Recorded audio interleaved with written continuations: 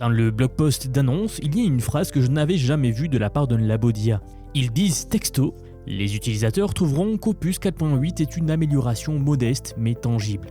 Modeste, c'est Anthropic qui dit ça de son propre modèle. Alors, soit ils ont perdu leur service marketing, soit ce qu'ils essaient de vous vendre, ce n'est plus de la performance brute. Le modèle donnait l'impression d'être paresseux.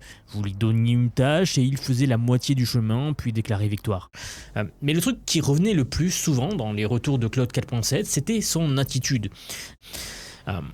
Si vous avez déjà eu l'impression que Claude vous répondait avec un ton sec, presque condescendant, un peu comme un collègue qui lève les yeux au ciel quand vous lui réclamez quelque chose, sachez que vous n'étiez pas vraiment le seul à penser ça. Le modèle avait développé une sorte de personnalité têtue. C'est bien d'avoir un outil qui vous challenge, mais c'est beaucoup moins bien que cet outil vous donne l'impression d'être un stagiaire pénible. Scott Wu, le PDG de Conition, donc c'est la boîte derrière l'agent de code Devin, a publiquement confirmé qu'Opus 4.7 posait des problèmes concrets de verbosité dans leurs commentaires de code, ainsi que de fiabilité dans les appels d'outils. Donc, cette impression générale sur Opus 4.7, c'était un diagnostic largement partagé. Opus 4.6, ce nouveau modèle a été construit justement pour répondre à ça. Le mot qu'Anthropic met en avant même de parler de benchmark, c'est honnête. Bon, mais dans votre quotidien, concrètement, qu'est-ce que ça change ? Ça veut dire qu'il va plus souvent vous dire « je ne suis pas sûr de ce résultat » au lieu de vous balancer une réponse avec 100% de confiance pour 60% de fiabilité. Il va signaler qu'un fichier pose problème au lieu de l'ignorer silencieusement.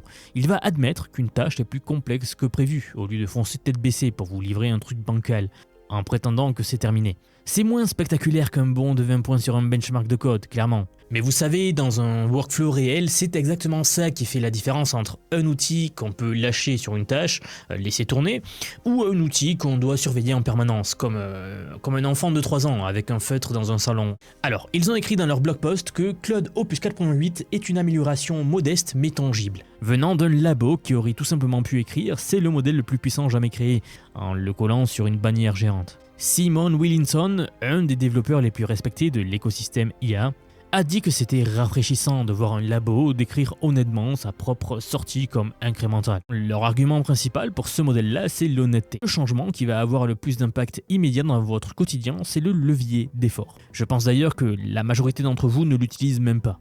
Opus 4.8 vous permet maintenant de régler précisément combien de temps de réflexion le modèle va consacrer à une tâche. C'est là que beaucoup de frustration avec 4.7 trouvent en fait leur explication. Si vous lanciez une tâche complexe avec un effort trop bas, le modèle avait l'air paresseux. Normal, il n'avait tout simplement pas le budget cognitif pour aller au bout.